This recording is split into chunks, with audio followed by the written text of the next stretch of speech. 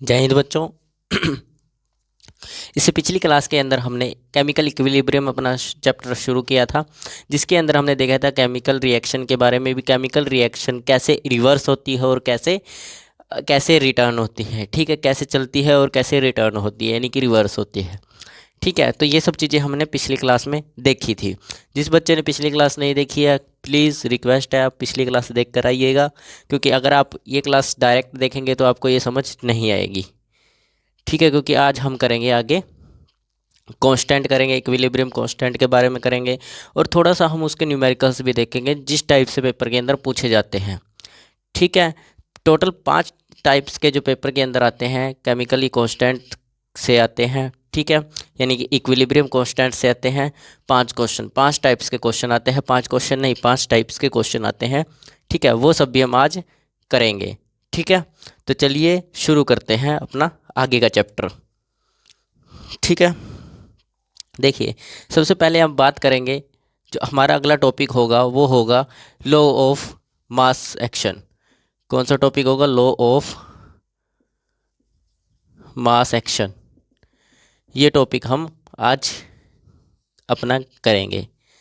ठीक है, law of mass action. सबसे पहले मैं आपको बता देता हूँ केमिकल इक्विलिब्रियम क्या होता है। केमिकल इक्विलिब्रियम वो होता है जो जो रिएक्शन की तेज या धीमे होने की संभावना बताए, या फिर धीमी है या तेज है इसके बारे में बताए।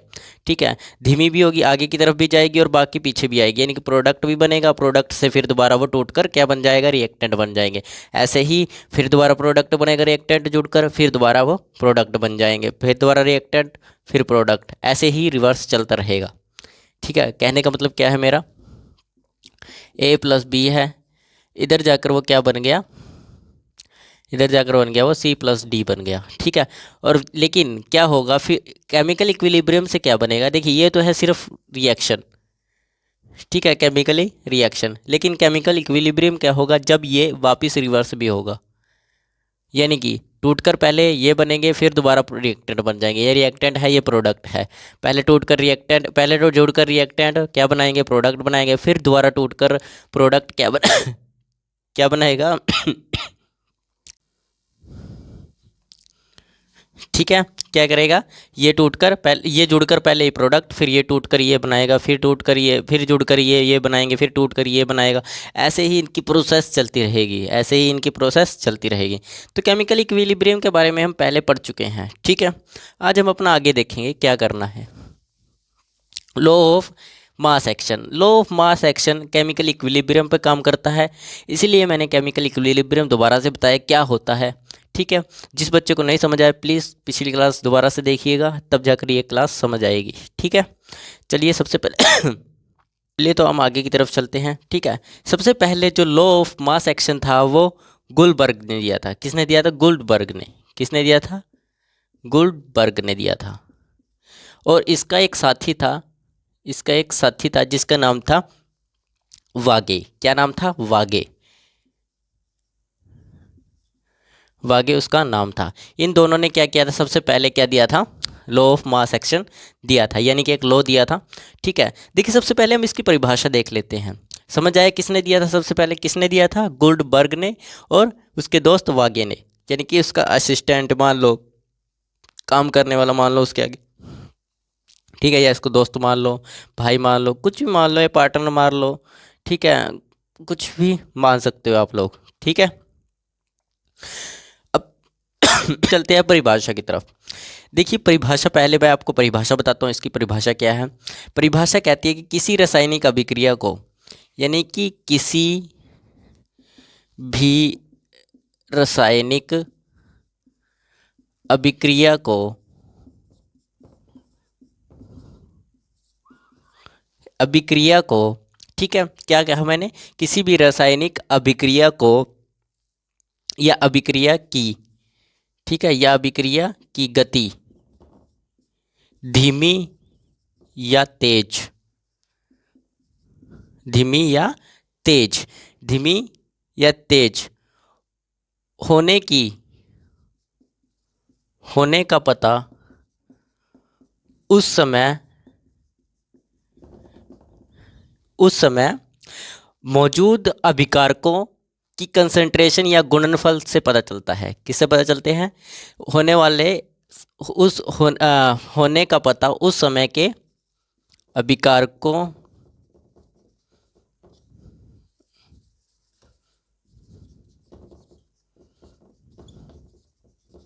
अभिकारकों की संख्या,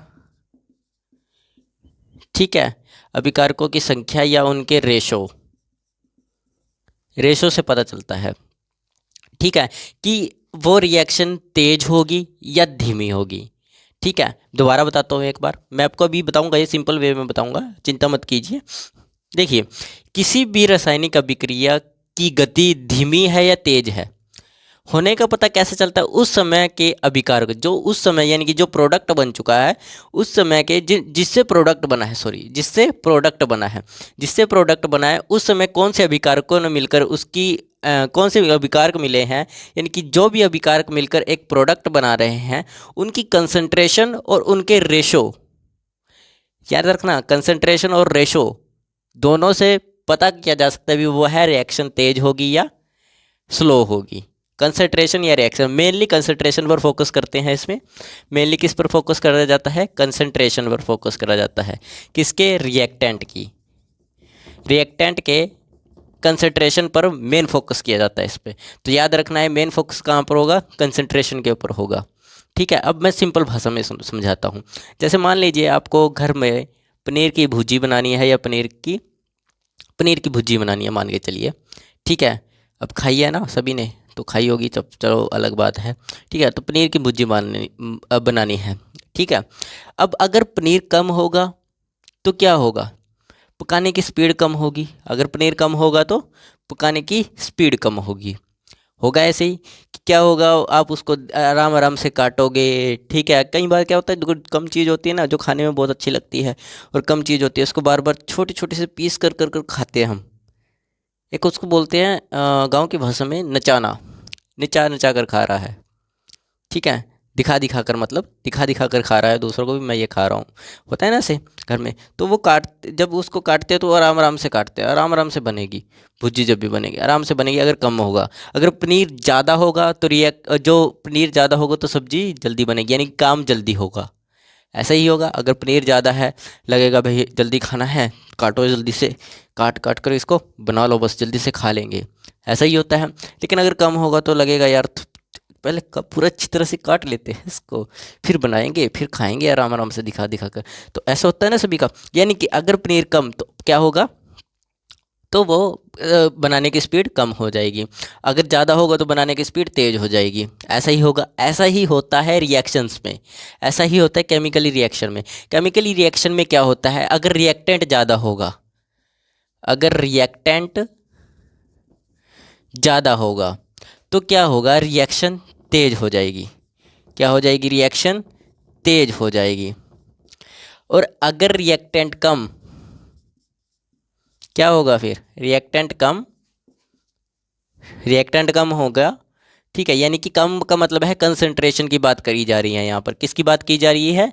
कम के मतलब कंसंट्रेशन, कंसंट्रेशन की बात की जा रही है। कंसंट्रेशन की बात, किसकी बात की जा रही है? कंसंट्रेशन की बात की जा रही है। किसकी बात की जा रही है? कंसंट्रेशन की बात की जा रही है। ठीक है, और इसमें क्या होगा? रिएक्टेंट अगर कम होगा तो क्या होगा? ये रिएक्शन जो है वो धीमी हो जाएगी। रिएक्शन क्या हो जाएगी? धीमी हो जाएगी, स्लो होगी, जमीन से बिल्कुल ही स्लो हो जाएगी, धीमी हो जाएगी। इसी को हम बोलते हैं लॉ ऑफ मास एक्शन। क्या बोलते हैं? Law of mass action. अब इसको रिएक्शन के बेस पर समझाता हूँ। मान लो हमारे पास कोई रिएक्शन है, ए प्लस बी कोई रिएक्शन है जो प्रोडक्ट सी बना रही है। क्या है? ए प्लस बी कोई रिएक्शन है जो प्रोडक्ट सी बना रही है। ठीक है, तो रिएक्शन की स्पीड इस बात पर डिपेंड करेगी। ठीक है, किसके ऊपर डिपेंड करेगी?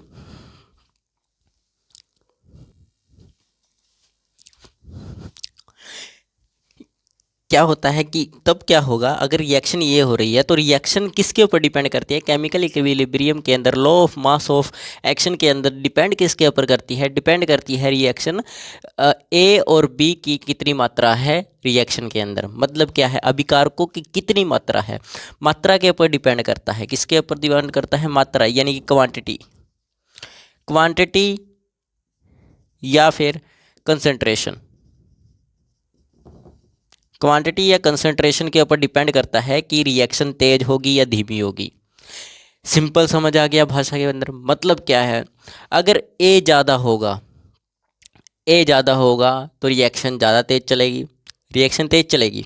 ठीक है, अगर ए ज़्यादा होगा, और बी ज़्यादा होगा तो रिएक्शन तेज चलेगी। कहने का मतलब क्या है, एक भी रिएक्टेंट अगर ज़्यादा हो जाता है, एक भी रिएक्टेंट की संख्या ज़्यादा बढ़ जाती है, क्वांटिटी ज़्यादा बढ़ जाती है, कंसंट्रेशन ज़्यादा बढ़ जाती है, तो क्या होगा, रिएक्शन भी फास्ट हो जाएगी, तेज हो जाएगी। ठीक है, लेकिन अगर इनमें से दोनों की बात कर रहा हूँ, एक की नहीं, दोनों की कंसंट्रेशन और क्वांटिटी कम कर दी जाए तो रिएक्शन स्लो हो जाएगी। समझ आया। मान के चलिए मैंने इसकी कंसंट्रेशन और इसकी कंसंट्रेशन कम कर दी। ठीक है, कंसंट्रेशन कम की तो रिएक्शन क्या होगी, धीमी होगी। और दोनों की बढ़ा दी तो फास्ट हो जाएगी, दोनों की बढ़ा दी फास्ट हो जाएगी, दोनों की घटा दी धीमी हो जाएगी। अगर मैं इसकी बढ़ा देता हूँ और इसकी घटा देता हूँ तो कोई फ़र्क नहीं पड़ेगा, तेज ही चलेगी। ठीक है, तेज ही चलेगी क्योंकि इसकी रिएक्शन बढ़ गई है, इसकी जो कंसंट्रेशन है वो बढ़ गई है। चाहे आप इसकी कम कर दो, इसकी बढ़ा दो, तब भी जाके रिएक्शन क्या हो जाएगी, फास्ट हो जाएगी। लेकिन स्लो कब होगी, जब दोनों की रिएक्शन कम यानी कि कंसंट्रेशन कम हो जाएगी। दोनों की कंसंट्रेशन कम हो जाएगी तो क्या होगा, रिएक्शन धीमी हो जाएगी। समझ आया इतना, किसी को कोई डाउट नहीं। ठीक है, तो इसे जल्दी से नोट कर लीजिए, फिर हम आगे चलते हैं। चलिए आगे चलते हैं।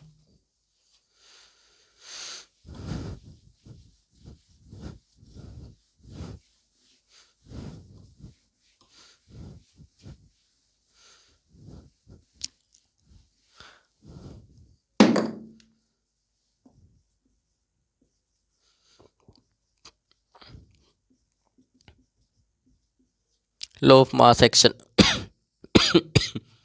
Law of mass action. देखिए, लॉ ऑफ मास एक्शन में आपको बता चुका हूँ क्या होता है। अगर आपने रिएक्टेंट ज़्यादा बढ़ा दी है, रिएक्टेंट की संख्या बढ़ा दी, संख्या बोल सकते हो या फिर आप बोल सकते हो कंसंट्रेशन बढ़ा दी, तो रिएक्शन तेज हो जाएगी। अगर कम कर दी तो रिएक्शन धीमी हो जाएगी। ये सर आप समझा चुके हो हमें, अब इसकी ज़रूरत नहीं है, अब हमें अच्छे से समझ आ गया है क्या होगा। अब चलते हैं हम आगे। एक इसका फॉर्मूला बेस्ड होता है जो ज़्यादा ज़रूरी नहीं है, हम आगे भी इसको देखेंगे। फॉर्मूला होता है, ये याद रखना है कि rate of constant is equal to rate of change of reaction, यानी कि concentration of A concentration of B. ठीक है, यहाँ पर जो पावर लगेगी वो लगेगी कंसंट्रेशन की, और रिएक्टेंट की जो आप लोगों को दिया होगा, सॉरी, कंसंट्रेशन तो यहाँ लगेगी, यानी कि जो क्वांटिटी होगी वो यहाँ आएगी पावर में। जो क्वांटिटी होगी, क्वांटिटी, ठीक है, और यहाँ पर क्या आएगा, कंसंट्रेशन। अभी बता रहा हूँ, आगे क्वेश्चन करवाऊँगा मैं आज हम इस चैप्टर में, आज इस वीडियो में, इस क्लास के अंदर अपना क्या करके ख़त्म करेंगे, हम कंसंट्रेशन ख़त्म करेंगे पूरा का पूरा। ये जो लॉ ऑफ इक्विलिब्रियम है, ठीक है, लॉ ऑफ मास एक्शन और लॉ ऑफ इक्विलिब्रियम कांस्टेंट, वो तीनों ख़त्म कर देंगे। ठीक है, एक कांस्टेंट आपका बचेगा जिसको हम बोलते हैं केपी, ये वाला बच जाएगा। इसको हम बाद में डिस्कस करेंगे अगली क्लास में। ठीक है, लेकिन अभी हम करेंगे बात केसी के बारे में। आज हम थोड़ी सी बात करके जाएंगे केसी के बारे में। ठीक है, तो इसकी तरफ चलते हैं। ये होता है इसका फॉर्मूला। क्या होता है, rate of is inversely proportional to A and B. Concentration of A, यहाँ पर कंसंट्रेशन आएगी और यहाँ पर पावर आएगी, ऊपर जितनी पावर होगी। जैसे मान के चलिए ए है plus B is equal to product बना सी, तो ए और बी यहाँ आ जाएगा। ए की कंसंट्रेशन कुछ भी दी होगी, जैसे 1 मोल दी होगी, ठीक है, यहाँ पर इसकी 1 मोल होगी, तो यहाँ 1 आ जाएगा। और यहाँ पर पावर, इनकी क्वांटिटी 1 है, क्वांटिटी भी 1 ही है, एक ही है, देखो यहाँ पर ये भी एक ही है, तो एक एक इनकी पावर आ जाएगी। समझ आया इतना, कोई डाउट किसी बच्चे को नहीं। अब चलते हैं हम आगे। अब देखते हैं सबसे पहले इक्विलिब्रियम कांस्टेंट। अब देखते हैं आगे इक्विलिब्रियम कांस्टेंट।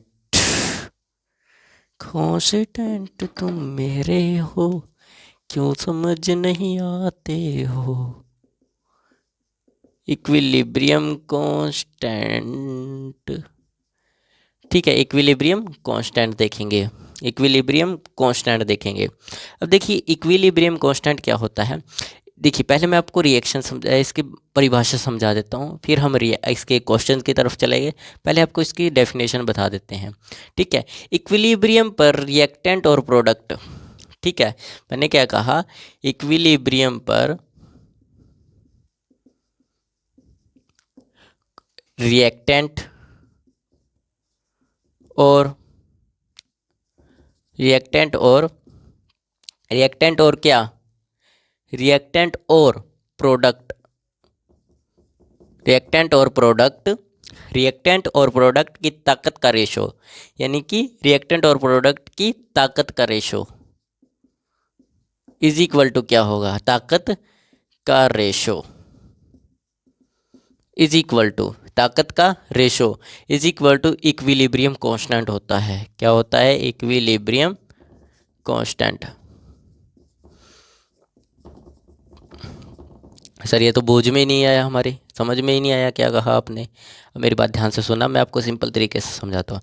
मेरे कहने का मतलब क्या है, मतलब ये है कि रिएक्शन कभी रुकती नहीं है, कभी नहीं रुकेगी, रिएक्शन चलती रहती है, वो दोनों तरफ चलेगी, इधर भी चलेगी उधर भी चलेगी। जैसे मान के चलिए a प्लस बी बना है, ये इधर भी बन रहा है c प्लस डी, और ये c प्लस डी टूट कर फिर दोबारा ये बन रहा है, फिर ये दोबारा ये बन जाता है, फिर ये मैंने एक बताया है आपको, केमिकल इक्विलिब्रियम में कभी रिएक्शन रुकती नहीं है, कभी नहीं रुकेगी, चलती रहेगी, दोबारा दोबारा उल्टा सीधा होती रहेगी, आगे पीछे आगे पीछे आगे पीछे होता रहेगा ऐसा, ठीक है। दूसरी बात क्या है इसके अंदर, लेकिन एक समय ऐसा आता है, एक समय ऐसा आएगा, ठीक है, एक समय ऐसा आएगा जब दोनों की स्पीड बराबर हो जाएगी। ये जब बदल रहा है इसमें और ये इसमें बदल रहा है, दोनों के बदलने की स्पीड एक बराबर हो जाएगी, ठीक है। और उस समय पर जो प्रोडक्ट बनेगा, जब जैसे मान के चलिए इन दोनों की स्पीड इस वक्त बराबर हो गई, इस समय पर इनकी स्पीड बराबर हो गई, ये इधर जा रहा है उधर जा रहा है, इधर जा रहा है उधर जा रहा है, उधर जा रहा है इधर जा रहा है, बनता जा रहा है और इनकी स्पीड बराबर हो गई है। क्या हो गई है, स्पीड बराबर हो गई है। तब जो प्रोडक्ट बनेगा, ये तो प्रोडक्ट बना और ये रिएक्टेंट है। जब प्रोडक्ट और रिएक्टेंट, जब ये दोनों क्या होगी, स्पीड इनकी बराबर हो जाएगी, ये भी बनना, ये भी बराबर टाइम पे बनेगा और ये भी बराबर टाइम पे बनेगा, ठीक है। यानी कि बनेगा और टूटेगा बराबर समय में। क्या होगा, बराबर समय में टूटेगा और बनेगा, दोनों काम होंगे, ठीक है। जब ये समय आ जाएगा तब रेशो जो होगा, तब उसका रेशो का मतलब क्या है, डिवाइडिंग किसका, प्रोडक्ट डिवाइडेड बाय रिएक्टेंट, ऐसे होगा। लेकिन इसको सिंपल फॉर्म में लिखेंगे तो इज इक्वल टू क्या होगा, इसके इज इक्वल टू है ये, इसके इज इक्वल टू होगा के सी को हम बोलते हैं इक्विलिब्रियम, जो सी है इसको बोलते हैं हम इक्विलिब्रियम कांस्टेंट।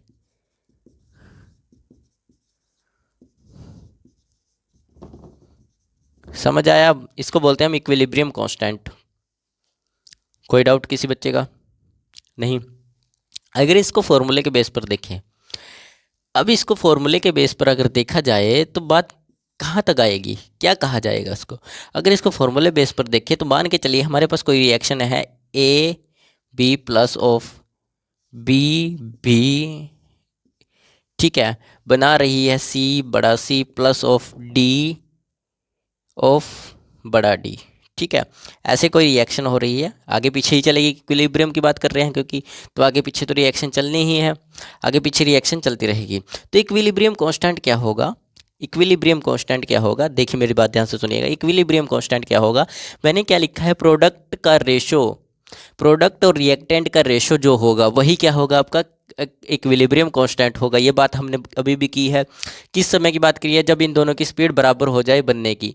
ये जब ये बनने में और ये जो प्रोडक्ट है ये रिएक्टेंट और रिएक्टेंट प्रोडक्ट बनने में जब बराबर समय लगाए, जब क्या लगाए, बराबर समय लगाए, तब क्या बनेगी, तब वो बनेगा केमिकल कांस्टेंट। क्या बनेगा, इक्विलिब्रियम कांस्टेंट, सॉरी क्या बनेगा, इक्विलिब्रियम कांस्टेंट बनेगा रिएक्टेंट और प्रोडक्ट। तो रिएक्टेंट प्रोडक्ट क्या है, प्रोडक्ट है आपका यहाँ पर देखिए सी और डी, ये प्रोडक्ट है। और ये जो आगे लगी हुई है ये इनकी क्वांटिटी है, ये क्या है, क्वांटिटी है। ठीक है, तो क्या होगा, के ऑफ सी ये इक्विलिब्रियम कांस्टेंट है। ठीक है, इक्विलिब्रियम कांस्टेंट है। तो प्रोडक्ट क्या बना हमारा, सी बड़े वाला, सॉरी ऐसे नहीं पड़ेगा, ऐसे डलेगा, सी ऑफ प्रोडक्ट ऑफ डी, ये बना है हमारा प्रोडक्ट, दोनों का प्रोडक्ट ये बना है, ये प्रोडक्ट बना है हमारा, क्योंकि देखिए यहाँ से ये प्रोडक्ट बन रहा है, यहाँ से ये रिएक्टेंट द्वारा बन रहे हैं।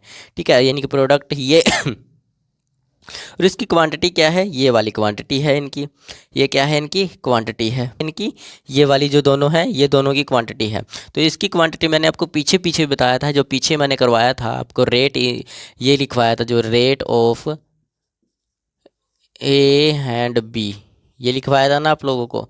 तो ये चीज़ मैंने आपको बताई थी, यहाँ पर जो आती है वो आती है क्वांटिटी। तो क्वांटिटी कितनी, सी सी सी और डी, इसकी क्वांटिटी है तो पावर यहाँ आ जाएगी, divided by ratio, ratio divided by ratio किसका, रिएक्टेंट का। रिएक्टेंट कहाँ पर आएगा, रिएक्टेंट ये रहे तो सेम आ जाएगा, ए ऑफ एंड बी, ये तो आ जाएगा इनका रेशो। अब ए जो होगा वो इसकी कंसंट्रेशन, ये सॉरी क्वांटिटी ये रही, क्वांटिटी ये है तो ये यहाँ आएगी, पावर में मैंने बताया था क्वांटिटी पावर में लगेगी और कंसंट्रेशन डब्बे में आएगी, ब्रैकेट में आएगी। ठीक है, तो इसकी भी जो है वो क्वांटिटी बी है तो बी आ जाएगी। तो ये जो पूरा फॉर्मूला बना है ये बना है आपका इक्विलिब्रियम कांस्टेंट।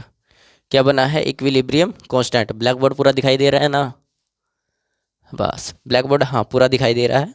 तो चलिए समझ आया ना, सॉरी वाइट बोर्ड है, ब्लैक बोर्ड तो नहीं, वाइट बोर्ड है। तो ये बनता है आपका केमिकल इक्विलिब्रियम कांस्टेंट, ये पूरा बनता है। दोबारा देखिए क्या होता है, मैंने आपको क्या बताया था, इक्विलिब्रियम कांस्टेंट की परिभाषा क्या कहती है, इक्विलिब्रियम पर रिएक्टेंट और प्रोडक्ट की ताकत का रेशो इक्विलिब्रियम कांस्टेंट होता है। कैसे, जब इन दोनों की जो पावर है, इन दोनों की जो बनने की क्षमता है, जैसे मान के चलिए ये जो रिएक्टेंट है ये प्रोडक्ट बना रहे हैं 1 मिनट में, कितने मिनट में, 1 मिनट में प्रोडक्ट बना रहे हैं, और यही प्रोडक्ट 1 मिनट में क्या बना रहा है, दोबारा रिएक्टेंट बना रहा है। समझ आया, दोनों की स्पीड बराबर, 1 1 मिनट में दोनों अपना बराबर का काम कर रहे हैं।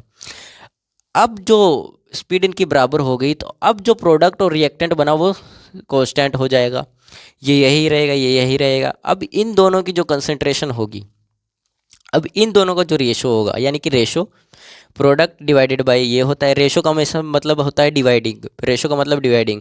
देखिए कई जगह पर आप मानो कि कुछ और ये लगाते हो, रेशो के अंदर ये लगाया जाता है ना, ये दो बिंदु से लगाए जाते हैं बीच में, ये वाली बात नहीं करेंगे हम, ये करेंगे डिवाइडिंग वाली, सीधा याद रखना है डिवाइडिंग होती है। ठीक है, रेशो का मतलब डिवाइडिंग आएगा, प्रोडक्ट ऊपर आएगा और ये नीचे आएगा, समझ आया, प्रोडक्ट ऊपर और ये नीचे आएगा। ठीक है, तो क्या होगा, प्रोडक्ट बाय रिएक्टेंट। अब केसी हमारा एक कांस्टेंट इक्विलिब्रियम होता है, ये हमें पता है। अब मान के चलिए कोई रिएक्शन है ये वाली, ठीक है, ये इसकी कंसंट्रेशंस होती है आगे वाली, सॉरी कंसंट्रेशन कह रहा हूँ, क्वांटिटी होती है दोनों, कंसंट्रेशन ये वाली होती है इनकी, ये कंसंट्रेशंस होती है। ठीक है, आपको मिलेगी कंसंट्रेशन मोलर में मिलती है, हमेशा मिलेगी मोल्स में। तो मैंने क्या बोला आपको, प्रोडक्ट, प्रोडक्ट क्या होगा, ये और ये दोनों प्रोडक्ट बने हैं तो इन दोनों का भी प्रोडक्ट करना होगा। तो यहाँ पर सी आ गया, यहाँ पर सी आ गया, मल्टीप्लाई में आ गया, यानी कि प्रोडक्ट में आ गया। अब मैंने आपको पीछे की तरफ बताया था अभी, जो रिएक्ट क्वांटिटी होती है वो पावर में बदल जाती है, किस में बदल जाती है, पावर में बदल जाती है। अब इनकी क्वांटिटी जो है ये है, ये क्वांटिटी है दोनों की, तो क्वांटिटी कहाँ लगेगी, ऊपर लगेगी, पावर में चली जाएगी क्वांटिटी हमेशा। अब बात आई थी रिएक्टेंट की, तो रिएक्टेंट ये रहे, दोनों का प्रोडक्ट करना है, दोनों का प्रोडक्ट कर दीजिए, कर दिया प्रोडक्ट। अब दोनों की क्वांटिटी कितनी, ए और बी थी, ए और बी पावर में आ गया। तो सिंपल सा सिंपल सा फॉर्मूला था, समझ आया। किसी बच्चे को कोई डाउट है इस फॉर्मूले में, नहीं। चलिए अब एक एक करके इनके क्वेश्चन देखते हैं। 5 टाइप के क्वेश्चन आते हैं, मैं 5 टाइप के क्वेश्चन आज करवा देता हूँ, ठीक है। तो चलिए ये क्वेश्चन की तरफ चलते हैं, इसको नोट कर लीजिए या फिर स्क्रीनशॉट खींच लीजिए। चलिए आगे चलते हैं।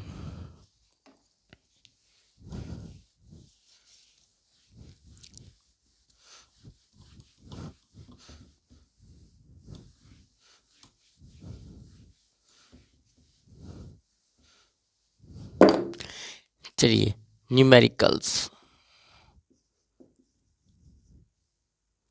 ऑफ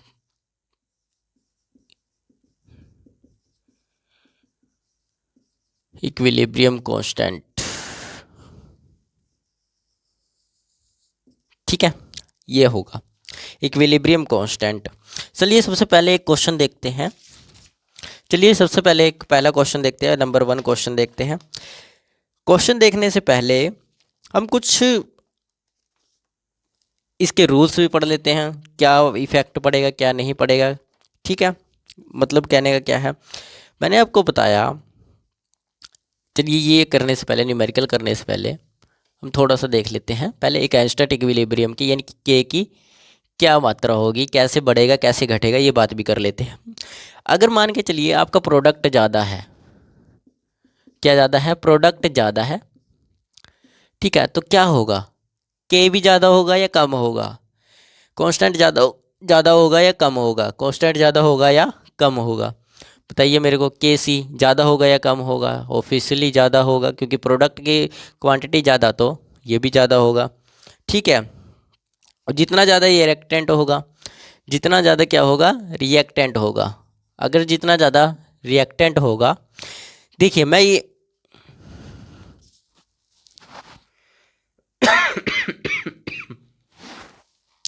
मैं जो ये रिएक्टेंट की बात कर रहा हूँ, ये जो रिएक्टेंट है और ये प्रोडक्ट है, मैं इनकी बेसिस पर ये बात कैसे कर सकता हूँ, ये के जो है के बड़े होने से ये बढ़ जाएगा, ठीक है। यानी कि प्रोडक्ट बढ़ने से के जो कांस्टेंट है, इक्विलिब्रियम कांस्टेंट है, वो बढ़ जाएगा। ये किस बेस पर मैं बात कर रहा हूँ, मैं बताता हूँ। देखिए बेस पर बात करता हूँ, हमने क्या कहा था, केमिकल कांस्टेंट जो इक्विलिब्रियम होता है वो प्रोडक्ट और रिएक्टेंट के रेशो के बीच में होता है।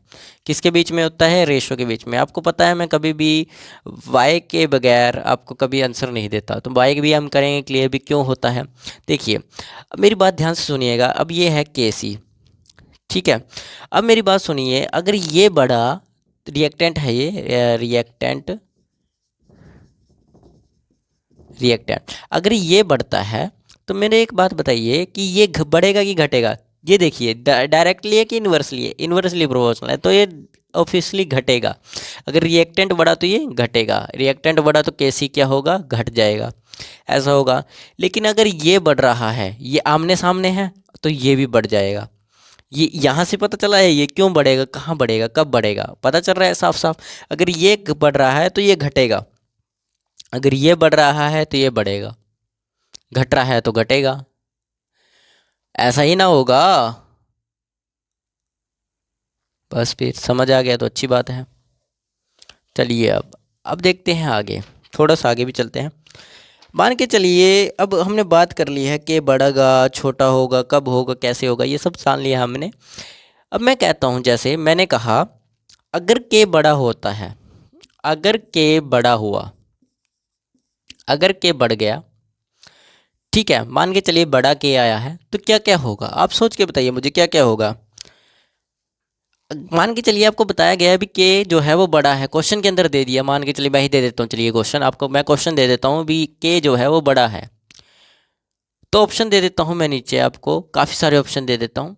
उन ऑप्शनों में से आप क्या लगाओगे, पहले आपके दिमाग में आना चाहिए भी ये चीज़ हो सकती है, फिर आंसर में ढूंढना है भी ये आंसर है, आंसरों में ये है भी, आंसरों में ये है, देखते हैं अभी कौन सा ठीक होगा।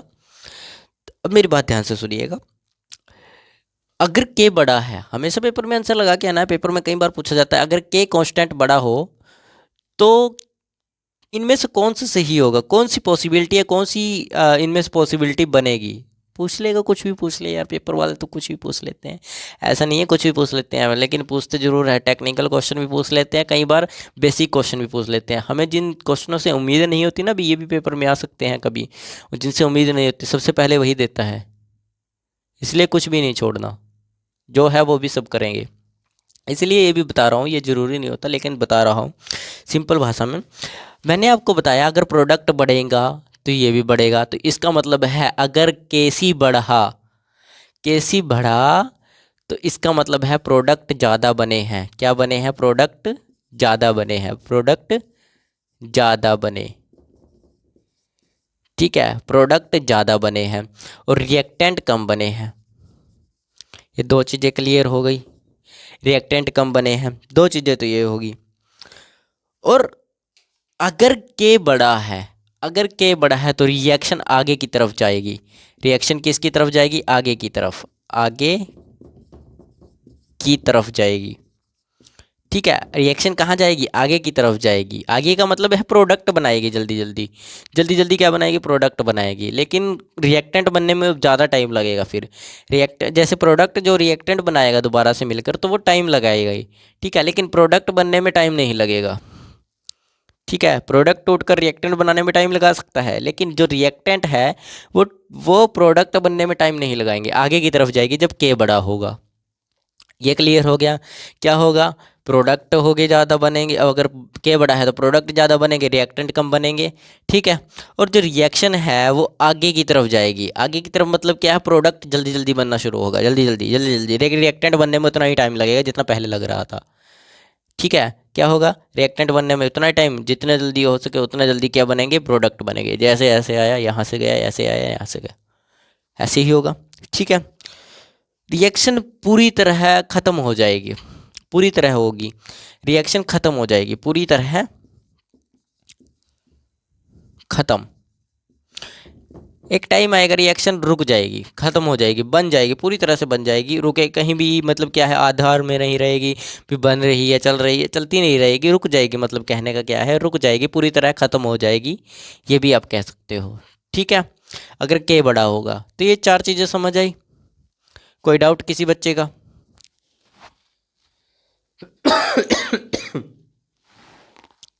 आ गया ना? क्लियर हो गया?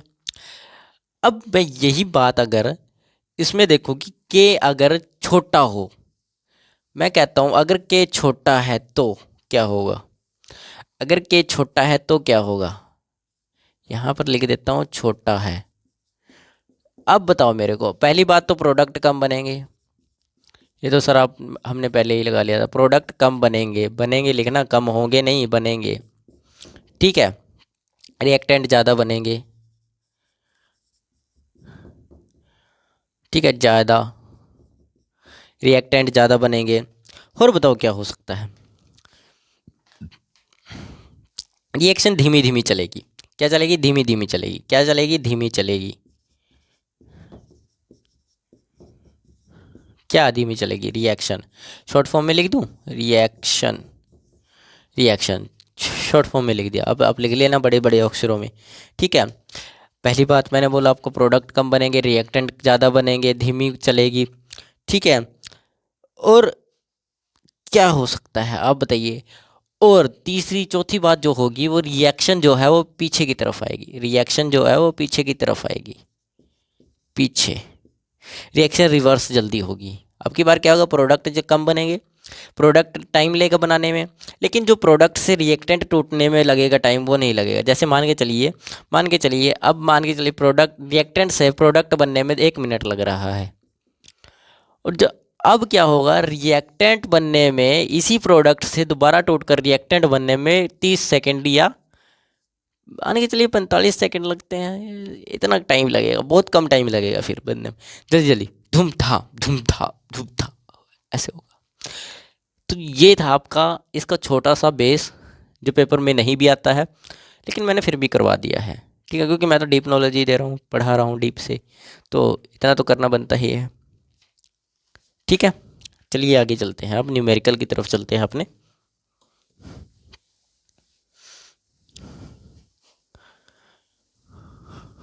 अब आती है न्यूमेरिकल की बारी। अब तुम्हारा बहुत इंतज़ार किया हमने, बहुत इंतज़ार किया तुम्हारा, तुम आए, अच्छा लगा।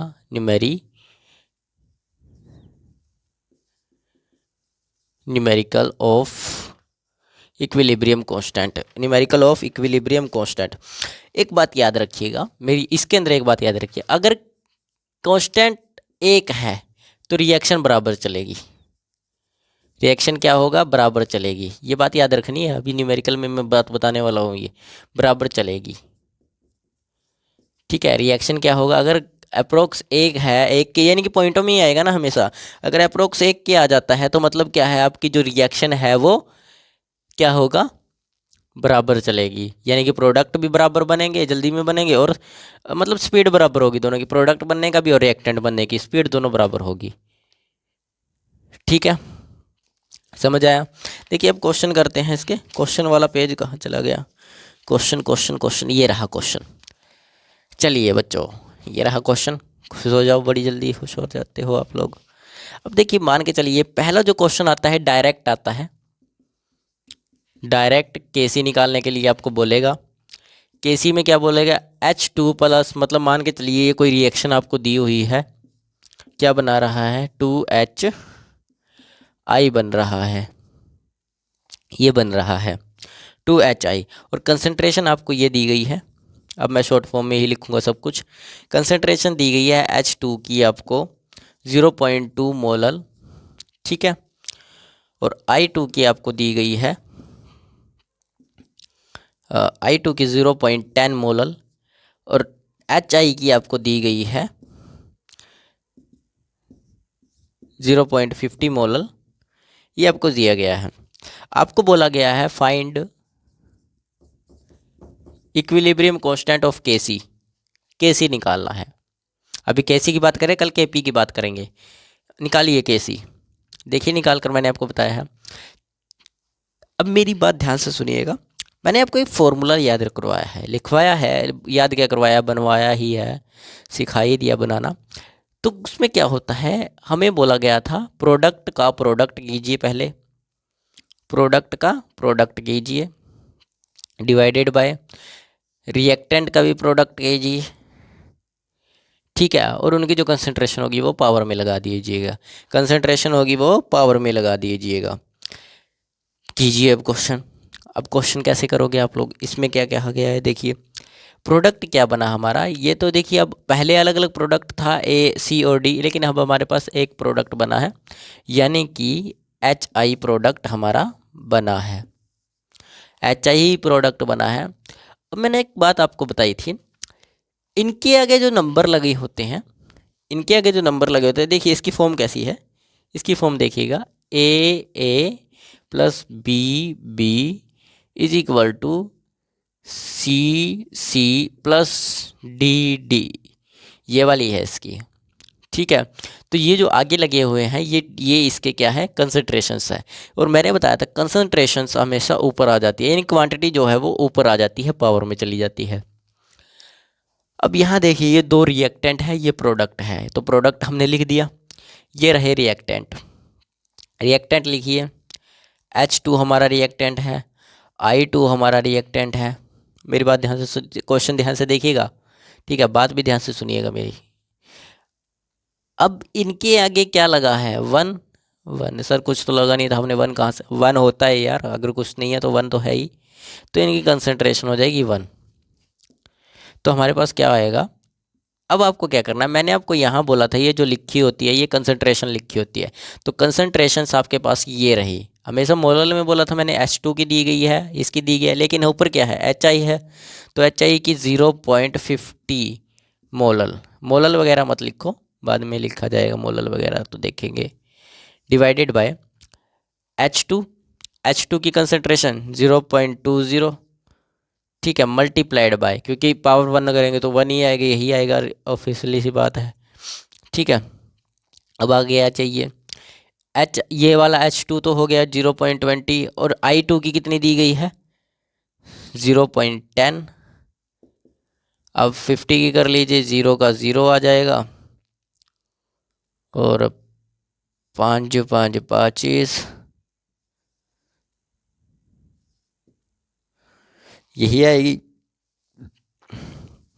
यही आएगी, अप्रोक्स यही आनी है, निकाल लीजिए, वैसे तो यही आएगी, 5 5 25, इसकी कर लीजिए। अब इसकी क्या आएगी, इसकी अप्रोक्स आएगी 0.20, कितनी आएगी 0.20, ये आएगी। तो अब इसको आप डिवाइड करोगे, इसको डिवाइड करोगे तो क्या आएगा, अब मेरे को सिंपल वे में बताना, देखिए मैं आपको सिंपल तरीका बताता हूँ इसको निकालने का, ये वाली 0 को कोई मतलब नहीं बनता, ये वाली 0 का भी, पॉइंटों के बाद कभी 0 का मतलब नहीं बनता, इसके डिवाइड, इसके पॉइंट के बाद कितने 0, 2 0, तो नीचे लगा दीजिए इसके 25/100 डिवाइडेड बाई इसकी 0, तो 2 आ जाएगा डिवाइडेड बाई 100। तो ऐसा कीजिए 100 से 100 कैंसिल आउट। अब 25 को 2 से भाग करोगे आप तो ये आएगा 12.5। अप्रोक्स ऐसा ही आना है, क्योंकि 12 12 24 होते हैं और इसके अंदर आधा आधा को डिवाइड कर लीजिए तो 25 बन जाएंगे, तो 5 और 5 25 बन जाएंगे। आप खुद जोड़ के देख लीजिएगा, अच्छे से समझ आ जाएगा। डिवाइड करोगे तो आंसर आ जाएगा 12.25, सॉरी 12.5 आ जाएगा आंसर आपका। क्या आ जाएगा? 12.5 निकाल लीजिएगा। इसको इससे डिवाइड करेंगे तो ये आ जाएगा, ठीक है ना। तो ये होता है आपका केमिकल इक्विलिब्रियम कांस्टेंट का क्वेश्चन, ठीक है। क्वेश्चन नंबर 1 था डायरेक्ट।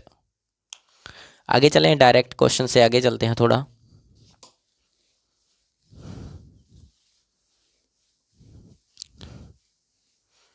उतार लिया तो होगा ही सभी बच्चों ने क्वेश्चन। अब चलते हैं सेकंड टाइप पर। ये थोड़ा डायरेक्ट, मैं आपको कल भी क्वेश्चन करवाऊंगा, कुछ एक आधा क्वेश्चन कल भी कराएंगे, वैसे तो आगे भी करने हैं, हमें टाइम बहुत कम है आपके पास। सेकंड क्वेश्चन, सेकंड जो टाइप क्वेश्चन आता है वो आइस टेबल का आता है। कौन सा टेबल? आइस टेबल का। आइस टेबल से क्वेश्चन आता है। आइस टेबल हम इसको एक नाम से और जानते हैं, x method. It's very most important, very very very very very most. X method निकालना बोला गया, आपको रिएक्शन दी गई है, एक A + B = C बना रही है। ए की 0 कंसंट्रेशन पर आपको दिया गया है, जो कंसंट्रेशन दी गई है वो 0.60 मोलल है, और बी की जो कंसंट्रेशन है आपको 0 पे वो दी गई है 60 मोलल, ठीक है। और सी की जो कंसंट्रेशन है वो 0 दी गई है, ठीक है, 0 दी गई है। कितने पर एट इक्विलिब्रियम ऑफ, बोला गया है, क्वेश्चन है, खुद क्वेश्चन लिख कर लाया हूँ मैं, ये पेपर में से आया हुआ क्वेश्चन है, ठीक है। इक्विलिब्रियम ऑफ सी = दिया गया 0.40 मोलल, ठीक है। फाइंड आपको बोला गया है, फाइंड करना है केसी, तो फाइंड आउट करना है केसी, ठीक है। तो मैं आपको इस क्वेश्चन के अंदर एक तरीका बताना चाहूँगा, याद रखना है, सीधा ट्रिक करनी है। जहाँ पर एट लिखा हो, ऐसा क्वेश्चन आ जाए, जैसे ये दिया गया है 0 0, ये 0 दिया गया है, आपको क्या करना है, ये इसको बोलते हैं हम एक्स मेथड, जिसमें कंसंट्रेशन जो है वो बिल्कुल 0 कर दी जाए, 0 है, और बोला जाएगा आपको एट इक्विलिब्रियम सी ऑफ 0.40। तो आपको हमेशा यहाँ पर इसको x क्यों बोला जाता है? क्योंकि आपको c की वैल्यू हमेशा जो ये दी गई है यहाँ पर एट, तो ये आपको x की वैल्यू मान लेनी है। x की वैल्यू मानने के बाद आपको a और b में से ये घटा देनी है। किस में से? a और b में से घटा देनी है। तो a की कंसंट्रेशन निकल जाएगी 0.60 - 0.40, ठीक है। क्या आ जाएगी? 0.20 मोलल आ जाएगी। समझ आया क्या कहा मैंने क्या कहा आपको? मैंने कहा कि जब भी आपको ऐसा क्वेश्चन आ जाए, सबकी 0 दी हो, यहाँ पर 0 है, यहाँ पर 0 है, यहाँ पर 0 है, ये कांस्टेंट है ज़रूर, लेकिन ये हमें 0 की दी गई है, ये 0 की दी गई है, ये 0 की दी गई है, और एट इक्विलिब्रियम आपको हमेशा ऐसा क्वेश्चन मिलेगा। तो आपको हमेशा ये एक्स मेथड से करना है। एक्स मेथड, आपको एक्स की वैल्यू दी गई है, केसी आपको निकालना है, तो पहले आपको कंसंट्रेशन चाहिए, कंसंट्रेशन से तो क्वेश्चन होगा, तो कंसंट्रेशन निकालने के लिए आपको क्या करना है, जो एक्स की वैल्यू आपने मानी है, यानी कि एक्स की वैल्यू एज्यूम की है, उसको आप जो जो आपको कंसंट्रेशंस दी गई है उनमें से माइनस कर दीजिएगा। आपकी रिएक्टेंट की, जो रिएक्टेंट होते हैं उनकी क्या आ जाएगी? कंसंट्रेशन आ जाएगी आपके पास, ठीक है। बी की कंसंट्रेशन निकालिए। बी की कंसंट्रेशन दी गई है 0.60 इंटू माइनस ऑफ 0.40 = 0.20 आ जाएगी, ठीक है। सी की कंसंट्रेशन निकालिए, सी की कंसंट्रेशन निकालिए, ठीक है। सी की कंसंट्रेशन निकालिए ज़रा, ठीक है। देखिए, अब सी की कंसंट्रेशन निकालने के लिए हमें निकालने की वैसे ज़रूरत ही नहीं सी की कंसंट्रेशन, क्योंकि हमें यहाँ बोला ही गया है सी की कंसंट्रेशन कितनी दी गई है, 0.40 दी गई है। तो हमें निकालने की क्या ज़रूरत है? 0.40 कंसंट्रेशन दी गई है, मोलर हमेशा कंसंट्रेशन होती है, तो के सी अब निकालना आसान हो गया। सी प्रोडक्ट ऊपर आएगा, अभी ये चीज़ें मैं नहीं लिखूंगा, प्रोडक्ट वगैरह ऊपर, मैं सीधा क्वेश्चन करूंगा। सी आपको दिया गया है 0.40 डिवाइडेड बाय कंसंट्रेशन आपने ए और बी की निकाली है 0.20 इंटू 0.20 = निकाल लीजिए आंसर क्या आएगा। निकालिए जल्दी से। देखिए निकालेंगे तो आपका ऊपर तो बनेगा यही सेम, नीचे जो आएगा ये और ये मिलकर बनाएंगे 0.40। तो इसको इससे डिवाइड करोगे तो केसी की वैल्यू 1 आ जाएगी। क्या आ जाएगी? केसी की वैल्यू 1 आ जाएगी। और यहाँ पर एक बात और याद रखनी, अगर यहाँ पर आ गया है केसी की वैल्यू 1, तो अभी अभी मैंने आपको बताया था कि अगर केसी की वैल्यू 1 आ जाती है, यानी कि इक्विलिब्रियम कांस्टेंट की वैल्यू 1 आ जाती है, तो रिएक्शन बराबर स्पीड में चल रही है, यानी कि प्रोडक्ट बनाने की स्पीड भी बराबर और रिएक्टेंट बनाने की स्पीड भी बराबर। तो याद रखना है, पेपर में क्वेश्चन आ सकता है, इसीलिए मैंने आपको बोला था very very very most important. ठीक है ना? दो टाइप्स हो गए, समझ आ गए दो टाइप्स के बारे में अच्छे से? कोई डाउट है किसी बच्चे का? नहीं है? तो ये दूसरा टाइप्स था आपका। बाकी जो टाइप्स हैं हम नेक्स्ट क्लास में कंप्लीट करेंगे। तब तक आप इनकी क्लास इन क्वेश्चनों की प्रैक्टिस करते रहिएगा, अच्छे से तैयारी करनी शुरू कीजिए। ठीक है? मैं आपके साथ हूँ और यहीं पर मिलूँगा, डेली क्लासेस लगाता हूँ आपकी डीप नॉलेज से। अभी मैं केमिस्ट्री की डाल रहा हूँ, जब केमिस्ट्री पूरी हो जाएगी फिर फिज़िक्स भी डालेंगे, और फिज़िक्स कंप्लीट होने के बाद मैं बायो भी डालूँगा। तो ऐसे कर कर मैं सभी सब्जेक्ट्स की डालूँगा। ठीक है? और डीपली डालूँगा। तो मेरे साथ जुड़े रहिए। जय हिंद, जय भारत।